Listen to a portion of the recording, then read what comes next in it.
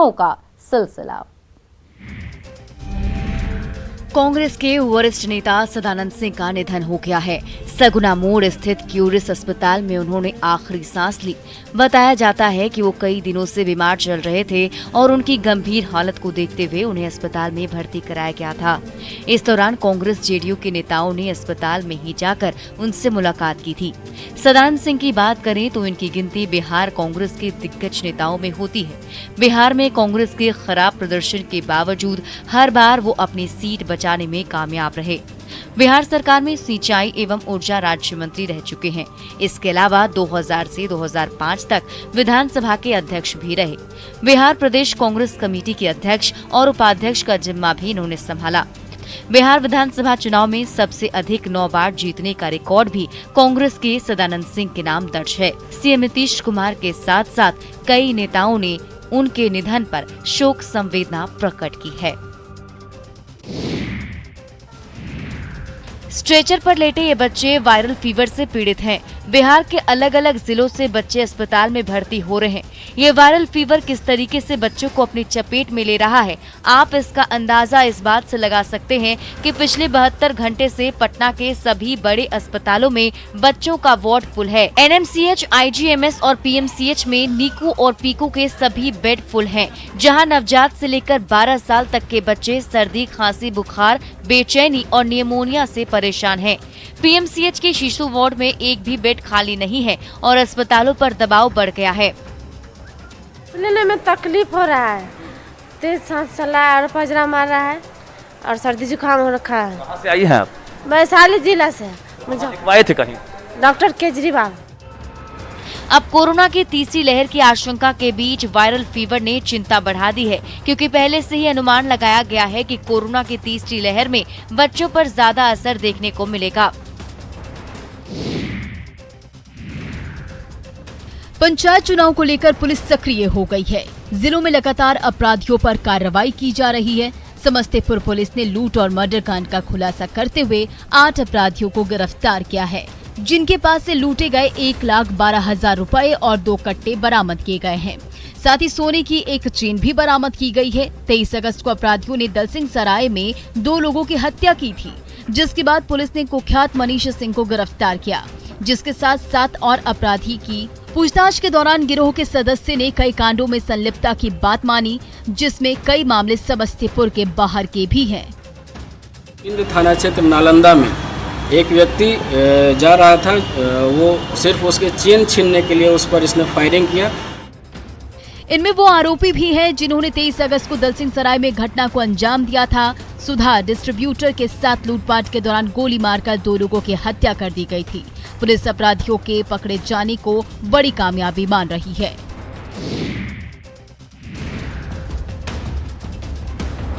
Dhanbad police ने देवघर के रास्ते बिहार भेजे जाने वाले नकली विदेशी शराब की तस्करी का खुलासा किया है।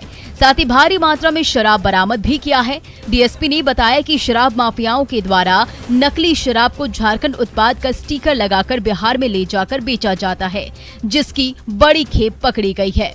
अवैध तरीके से शराब बनाकर अंग्रेजी शराब का मार्का लगाकर एम्बुलेंस से विभिन्न स्थानों पर भेजा जाता है।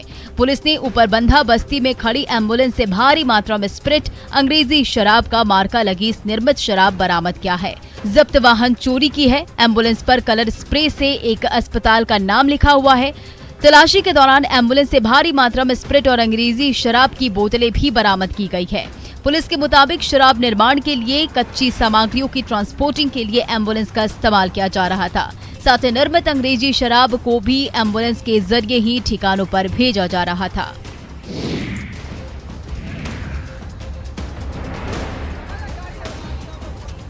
भारत में गौमांस और गाय की तस्करी पर पूरी तरह से बैन है, लेकिन इस कानून का पालन नहीं हो रहा है। खासकर बिहार में नेपाल और बांग्लादेश से सटे इलाकों में गौ तस्कर सक्रिय हैं। नरकटियागंज में गाय तस्करी का खुलासा होने के बाद स्थानीय लोगों ने जमकर हंगामा किया। इसका खुलासा तब हुआ जब शेरहवा डकहवा पुल के पास एक पिकअप वैन पलट गई, जिसके बाद उस पर बैठे लोग फरार हो गए। स्थानीय लोग जब वहां पहुंचे तो पिकअप वैन में गाय दिखी, जिनमें से एक की मौत भी हो गई थी। इसके बाद लोग भड़क गए और शिकारपुर थाने को इसकी खबर दी। मौके पर पहुंचे बजरंग दल के कार्यकर्ताओं का आरोप है कि गायों को गोकशी के लिए ले जाया जा रहा था। जांच में पता चला कि रामनगर थाने की पुलिस की पिकअप वैन का पीछा कर रही थी और भागने के दौरान पिकअप वैन पलट गई। ये कोई पहली घटना नहीं है, लगातार ऐसी घटनाएं सामने आ रही है जिससे लोगों में नाराजगी भी दिख रही है।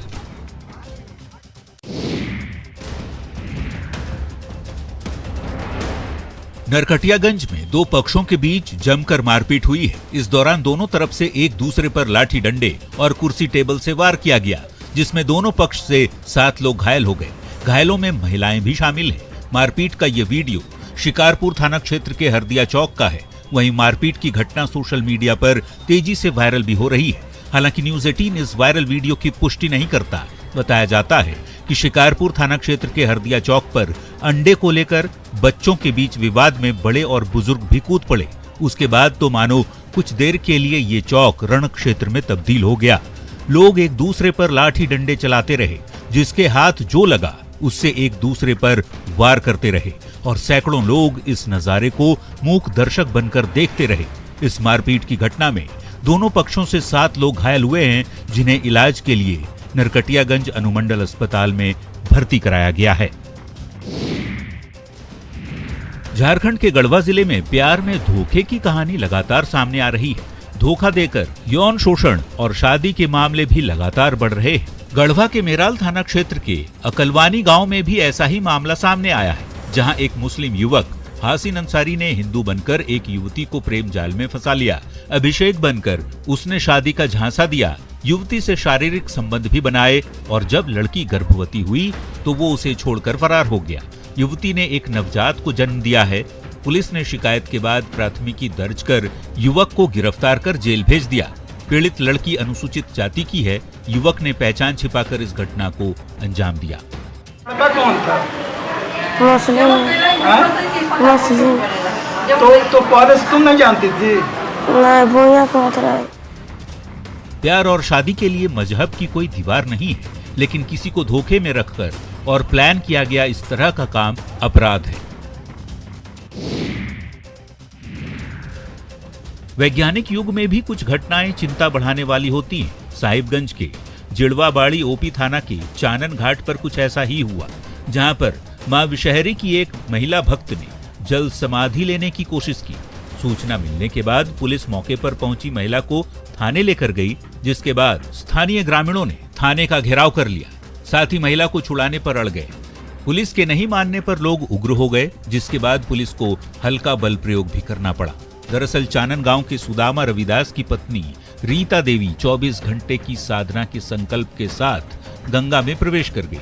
उसका कहना था कि उसे मां गंगा ने स्वप्न दिया था कि तुम मेरी पूजा अर्चना करते हुए भक्ति भाव से गंगा में उतरकर खड़ी रहो, हम तुम्हें लेने आएंगे। महिला के गंगा में प्रवेश करने की सूचना पाकर सैकड़ों की संख्या में लोग वहां पहुंच गए और भजन कीर्तन का दौर शुरू हो गया। इस बीच जब पुलिस को इस बात की भनक लगी तो वह मौके पर पहुंची और महिला को हिरासत में ले लिया गया।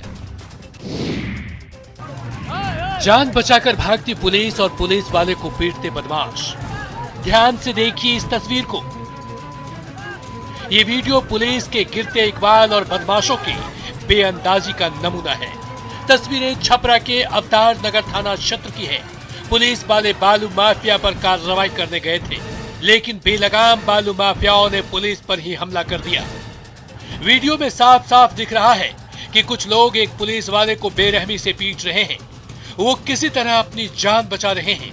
बालू माफिया के इस हमले में गरखा थाना अध्यक्ष सहित 8 पुलिसकर्मी जख्मी हो गए, जिन्हें इलाज के लिए सदर अस्पताल में भर्ती कराया गया है। न्यूज़ 18 की टीम ने इस मामले को लेकर जिले के एसपी से संपर्क करने की कोशिश की। पुलिस एसपी का आवाज से हमने एसपी से बात करने की कोशिश की इस मामले में। हालांकि एसपी अभी उपलब्ध नहीं हो सके। उन्होंने जरूर कहा कि पुलिस इस मामले में मुकम्मल कार्रवाई कर रही है।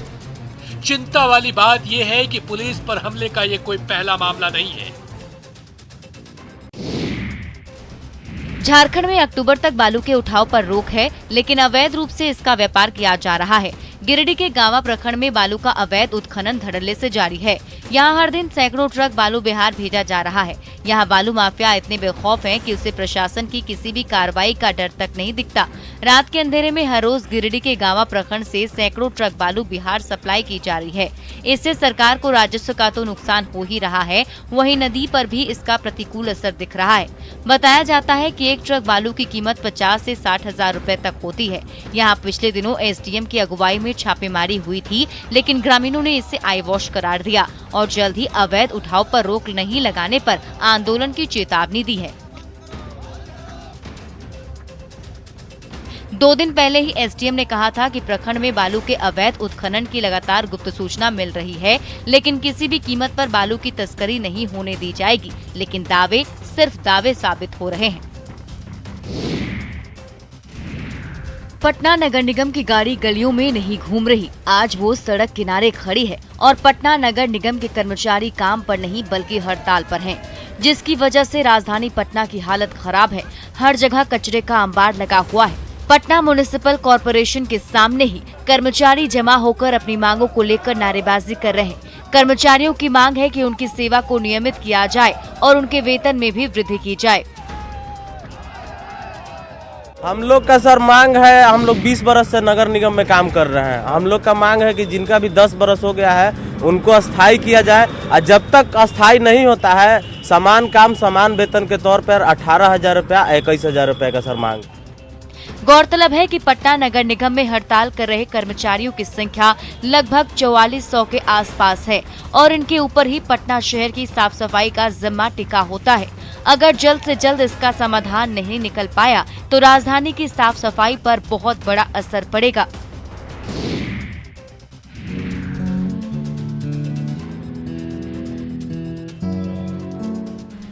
जमशेदपुर में भी जिला प्रशासन द्वारा कीनन स्टेडियम में टीकाकरण कार्यक्रम का शुभारंभ किया गया। कीनन स्टेडियम में सिर्फ वॉक इन मोड में टीकाकरण प्रतिदिन दोपहर 3 बजे रात के 10 बजे तक किया जाएगा। उपायुक्त सूरज कुमार ने इसकी जानकारी दी है। कीनन स्टेडियम में टीकाकरण के लिए 10 बूथ बनाए गए हैं ताकि एक ही साथ 10 लोगों का टीकाकरण आसानी से किया जा सके। सभी बूथ में 2 एएनएम की प्रतिनियुक्ति भी की गई है। वहीं चिकित्सकों की निगरानी में टीकाकरण कार्य संचालित किया जा रहा है। सेंटर पर ऑब्जर्वेशन रूम, लाभुकों के लिए बैठने की व्यवस्था और पेयजल एवं शौचालय की भी समुचित व्यवस्था सुनिश्चित की गई है।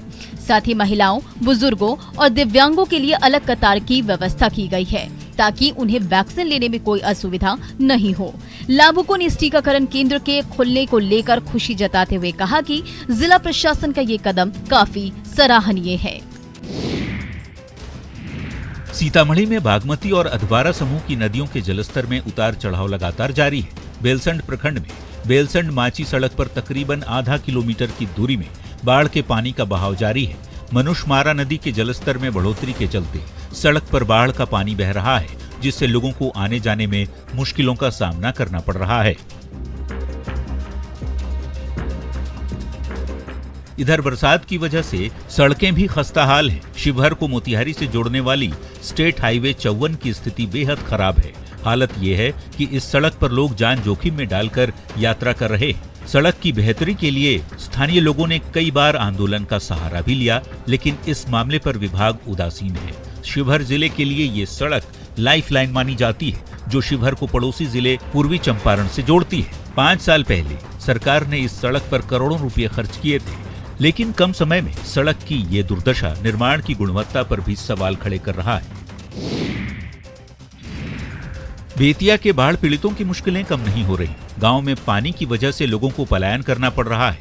पिछले 3 महीने से ये लोग सड़क किनारे तंबू में जिंदगी जीने को मजबूर हैं। दरअसल पश्चिम चंपारण में हर साल लाखों लोग बाढ़ की विभीषिका झेलते हैं और हर साल हजारों बाढ़ पीड़ित के लिए सड़क और बांध ही इनका सहारा बनता है। जिले के नौतन, बैरिया, योगापट्टी के साथ ही मझौलिया जैसे दर्जनों ऐसे गांव हैं जहां के लोग महीनों से सड़क किनारे ही शरण लिए हुए हैं। बाढ़ का पानी कम होने के बाद भी इनकी परेशानी कम नहीं होती। इनका घर पानी से ही घिरा रहता है और घर में रहने की गुंजाइश भी नहीं है। इसलिए तमाम खतरों को झेलते हुए ये लोग सड़क किनारे अपना आशियाना बनाकर रह रहे हैं। अब खाना वाना एक जगह बनला। अच्छा, सुतनी लोग कहाँ? सुतनी से रोड पर सांप गोजर से डर लगता है। जून से लेकर अभी तक लगातार बारिश हो रही है, जिससे नदियां उफान पर हैं। गाँव में पानी घुस गया है। ऐसे में फिलहाल मुश्किलें कम होती दिख नहीं रही। सीतामढ़ी के रुन्नी सैदपुर प्रखंड का इब्राहिमपुर गांव, जो कि बागमती नदी के गोद में बसा है, 20 साल पहले यहां के लोगों को सरकार ने पुनर्वास योजना के तहत दूसरी जगह जमीन दी थी। उसके बाद से इस गांव का नाम कागजों में खत्म हो गया, लेकिन जमीन मिलने के बाद भी गांव के लोग खुश नहीं थे और फिर से इसी गांव में रहने की ठान ली। गांव के लोग मिट्टी का ऊंचा टीला बनाकर अपने घरों का निर्माण करते हैं। इसके पीछे लोगों की सोच है कि जब बागमती उफान पर होगी तो घरों में पानी नहीं आएगा, लेकिन बरसात के दिनों में हर काम नाव के सहारे ही होता है। बच्चों को स्कूल भेजना हो या फिर अस्पताल, नाव ही एकमात्र सहारा है। संपन्न लोगों के पास अपनी नाव है, जबकि गरीबों के लिए भाड़े का नाव ही सहारा है। पुनर्वासित करने के बाद सरकार की जिम्मेवारी खत्म हो गई। ऐसे में यहाँ कोई सरकारी योजना नहीं आती। गांव में ना तो सरकारी स्कूल है और ना ही अस्पताल। पीडीएस की दुकान भी बागमती नदी के पार है। लोग दहेज में नाव जरूर लेते हैं। पर्यावरण के बिगड़ने से केवल पेड़ पौधे और वनस्पति ही नहीं, बल्कि नदियां भी अपना अस्तित्व खोने लगी हैं। लगातार बदल रहे पर्यावरण से मॉनसून के सीजन में वर्षापात में भीषण कमी आई और किसानों की जीवनदायिनी मानी जाने वाली किऊल नदी भी किसानों के काम नहीं आ रही। कभी सालों भर पानी से लबालब भरा रहने वाली ये नदी में अब बरसात के समय भी पहले जैसा पानी नहीं रहता। इस नदी के बहने वाले रास्ते में दूर दूर तक बहुतायत में मिट्टी दिखती है। अब ये खतरा मंडराने लगा है कि ये नदी कहीं विलुप्त न हो जाए। इस कारण इस पर आश्रित रहने वाले हजारों मजदूरों और जलीय जीवों का भी जीवन संकट में है। बहुत नुकसान हो रहा है। उधर भी जमीन काट रहा है, इधर भी जमीन काट रहा है। बीच में जाएगा तो किसी का कोई नुकसान नहीं होगा। जमुई शहर से सटे तकरीबन 60 किलोमीटर लंबी किऊल नदी में कई पाट बन गए हैं। नदी की धार बदल रही है। नदी में कई जगह तो मिट्टी के बड़े बड़े टीले नजर आने लगे हैं। विशेषज्ञ मानते हैं कि घाटों से अत्यधिक बालू निकाले जाने से नदी का स्वरूप बिगड़ गया है। राह से भटके लोगों को समाज की मुख्य धारा से जोड़ने के लिए बिहार के जेलों में भी स्वरोजगार के लिए प्रशिक्षण दिया जा रहा है। खासकर कुछ ही दिनों बाद जो सजायाफ्ता या आरोपी जेल से बाहर आ रहे हैं, उनके जीविकोपार्जन के लिए मशरूम की खेती के लिए प्रशिक्षण शिविर लगाया जा रहा है। इस शिविर में मशरूम की खेती और मशरूम के इस्तेमाल के तरीके बताए जा रहे हैं। बांका जेल प्रशासन ने जेल के अंदर कैदियों के लिए प्रशिक्षण कार्यक्रम की शुरुआत की। इसका मुख्य मकसद कैदियों को हुनरमंद बनाना है। इसके तहत कैदियों को बकरी पालन, गाय पालन, मुर्गा पालन का भी प्रशिक्षण दिया जाता है। इन कैदियों को कृषि विज्ञान केंद्र के पशु विज्ञानी प्रशिक्षण देते हैं। दरअसल कैदियों को जेल से बाहर निकलने के बाद काम की तलाश न करनी पड़े, इसके लिए उन्हें ऐसे प्रशिक्षण दिलाए जा रहे हैं। इन कैदियों को मुख्य धारा में लाने के लिए सरकारी प्रयास किया जाए, लेकिन बिहार जैसे प्रदेश जहां रोजगार की बेहद कमी है, ऐसे में स्वरोजगार के लिए कैदियों को प्रशिक्षण देने से उनके जीवन में बदलाव जरूर आएगा।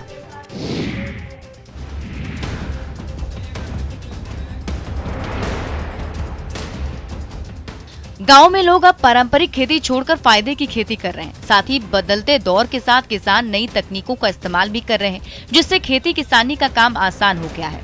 साथ ही अधिक से अधिक पैसे भी कमा रहे हैं। तस्वीरें बिहार के गया की है। यहाँ पर एक किसान राजेश सिंह ने गेहूं के भूसे और एयर कंडीशनर का इस्तेमाल कर घर के अंदर ही मशरूम की खेती शुरू की और अब उनकी सफलता के चर्चे पूरे देश में हो रहे हैं। राजेश सिंह ने नए तौर तरीके का इस्तेमाल कर न सिर्फ अपने लिए कामयाबी के रास्ते बनाए, बल्कि इलाके के किसानों को भी सफलता की नई राह दिखाई। अब क्षेत्र के किसान मशरूम की खेती कर नियमित कमाई कर रहे हैं। राजेश ने गेहूं के भूसे और एयर कंडीशनर का उपयोग कर मशरूम उगाने के लिए एक इकाई स्थापित की है। आमतौर पर ठंड के मौसम में मशरूम उगाया जाता है, लेकिन राजेश सिंह ने एयर कंडीशनर के जरिए तापमान को नियंत्रित कर घर के भीतर ही एक यूनिट स्थापित कर दी, जिसमें पूरे साल मशरूम का उत्पादन होता है। चरखे पर सूत से धागा बनते हुए तो बहुत लोगों ने देखा होगा, लेकिन क्या आपने चरखे पर प्लास्टिक को रोल होते हुए और इससे फैब्रिक बनते हुए देखा है? शायद नहीं, लेकिन ये कमाल का इनोवेशन किया है पुणे के एक संगठन ने, जो न सिर्फ प्लास्टिक से फैब्रिक बना रहा है, बल्कि इस फैब्रिक से तरह तरह के उत्पाद भी बना रहा है। इस संगठन का नाम है इकोकारी, जिसे शुरू किया है 41 वर्षीय नंदन भट्ट ने। इसके जरिए नंदन न सिर्फ प्लास्टिक वेस्ट मैनेजमेंट पर काम कर रहे हैं, बल्कि बहुत से लोगों को रोजगार भी दे रहे हैं। MBA की डिग्री के बाद नंदन ने कई सालों तक कई नामी गिरामी कंपनियों के साथ काम किया। तो हम क्या चाहते हैं कि हर कोई परफेक्टली रिसाइकल ना करे, बट मेरे जैसे अगर और 1000 या लाख लोग करेंगे तो आपको समझेगा कि कितना ज़्यादा इम्पैक्ट हो सकता है। मूल रूप से कश्मीर से संबंध रखने वाले नंदन भट्ट पिछले कई सालों से अपने परिवार के साथ पुणे में रह रहे हैं। नंदन बताते हैं कि वो अपनी इंजीनियरिंग की डिग्री के बाद 2003 में MBA करने के लिए पुणे आए थे। उन्होंने विरोध प्रदर्शन के लिए गांधीवादी तरीका अपनाया और शुरू कर दी गड्ढों से सजे रैंप पर कैट वॉक, यानी कि टूटी सड़कों पर मॉडलिंग। अब देखिए महिलाएं एक के बाद एक और एक से बढ़कर एक आउटफिट्स में पानी भरी सड़कों पर कैट वॉक कर रही हैं और हाथ में है विरोध की तख्ती जो प्रशासन को आईना दिखा रही है। इनका आरोप है कि इनसे संपत्ति टैक्स लिया जाता है, लेकिन सुविधाओं के नाम पर दिखा दिया जाता है ठेंगा। दानिश शॉपिंग कॉम्प्लेक्स में D1 और D3 को जोड़ने वाली सड़क की हालत खस्ता है। कॉलोनी में 450 से ज्यादा घर हैं, लेकिन सड़कों की हालत बदहाल है, जिससे लोगों को खासा परेशानी हो रही है और कई बार आते जाते चोटिल भी हो चुके हैं। हालांकि कोलार किराए से गोल जोड़ तक 11 किलोमीटर लंबे मार्ग का निर्माण लोक निर्माण विभाग द्वारा किया जाना तय है।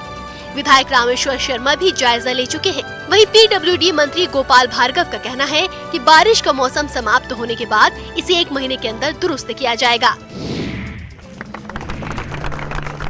धोनी नाम ही काफी है, इसलिए परिचय देने की जरूरत नहीं। टीम इंडिया के पूर्व कप्तान महेंद्र सिंह धोनी एक अच्छे खिलाड़ी होने के साथ ही बाजार के भी सिरमौर बनते जा रहे हैं।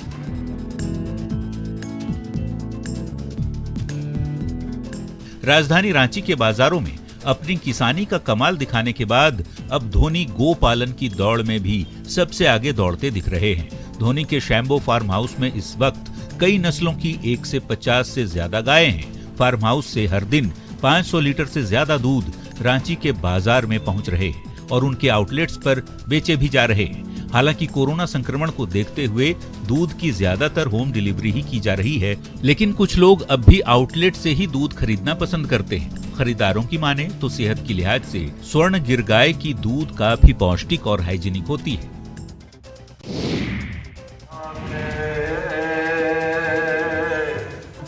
दुनिया भर में सिख समुदाय के लोगों ने 7 सितंबर को श्री गुरु ग्रंथ साहिब जी का 417वां प्रकाश पर्व मनाया।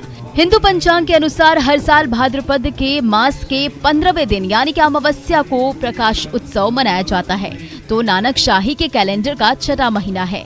अंग्रेजी कैलेंडर के अनुसार आमतौर पर इस पर्व को अगस्त या सितंबर महीने में मनाया जाता है।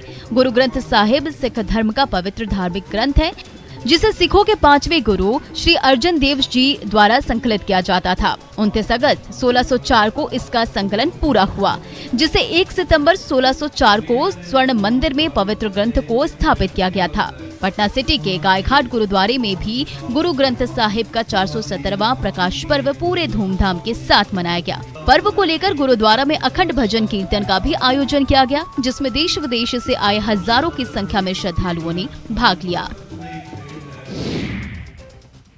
और फिलहाल इस बुलेटिन में अभी के लिए बस इतना ही, लेकिन न्यूज 18 बिहार झारखंड पर खबरों का सिलसिला लगातार जारी है।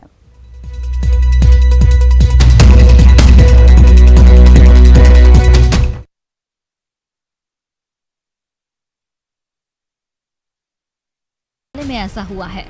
दरअसल स्कूल के प्रभारी प्रधानाचार्य अंजार अलीम को ड्यूटी में अनियमितता बरते जाने को लेकर जिला शिक्षा अधिकारी ने उन्हें निलंबित करते हुए शिक्षिका झरना बाला शाह को ज्वाइन करने का आदेश दिया, लेकिन स्थानीय लोगों के साथ ही विधायक तक शिक्षिका को ज्वाइनिंग से रोक दिया गया।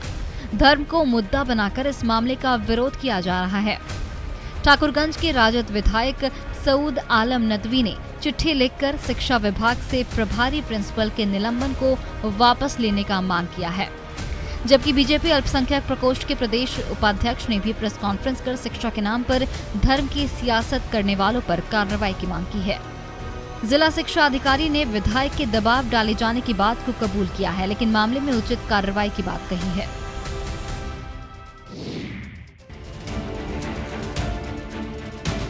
बारिश और बाढ़ ने इस बार लंबे समय तक लोगों को परेशान किया है। जिस वैशाली की धरती ने पूरी दुनिया को लोकतंत्र का पाठ पढ़ाया था, उससे जुड़ी अनमोल यादें आज बाढ़ के पानी में मिटने की कगार पर पहुंच गई हैं। ऐसे में इन धरोहरों की हिफाजत नहीं हुई तो आने वाली पीढ़ियों को शायद पता भी नहीं चलेगा। इन बौद्ध मंदिरों में कभी बुद्धम शरणम गच्छामि के बोल गूंजते थे। महात्मा बुद्ध के अनुयायियों का तांता लगा रहता था, लेकिन आज हर तरफ सैलाब का साया है। क्या मंदिर और क्या संग्रहालय, म्यांमार का मंदिर जलमग्न हो गया है तो ऐतिहासिक धरोहरें बाढ़ के पानी में तैर रही हैं। हर तरफ गंडक नदी की धारा बह रही है। दफा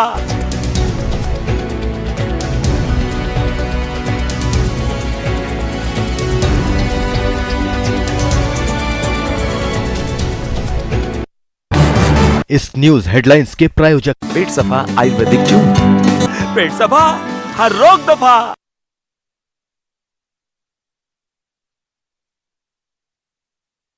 एक टीम का गठन किया है। ये टीम दोन के 2 पंचायतों के 26 गांवों का निरीक्षण कर नुकसान का आकलन करेगी और राहत देगी। न्यूज 18 ने खबर दिखाई थी कि कैसे दोन इलाके के लोग मरीजों को खाट पर लेकर पैदल अस्पताल जाते हैं और करीब 25 किलोमीटर का सफर उन्हें पैदल तय करना पड़ता है। उस क्षेत्र में जो भी लोगों की कठिनाइयाँ है, जैसे किसी का घर कट गया है, आवासीय घर कटा है, पशु शेड कटा है, रास्ता कटा है, कलवर्ट पुल पुलिया कटा हुआ है और नियमानुसार यथोचित कार्रवाई करते हुए उन लोगों को सारी सुविधाएं उपलब्ध कराएगी। पहले जंगल और फिर कई नदियों को पार कर लोग अपने परिजनों का इलाज कराने जाते हैं। पहाड़ी इलाके में सभी रास्ते टूट चुके हैं। गाँव में इलाज का कोई इंतजाम नहीं। मजबूरी में लोग जान जोखिम में डालकर सफर कर रहे हैं। अब स्थिति बदलने की उम्मीद है।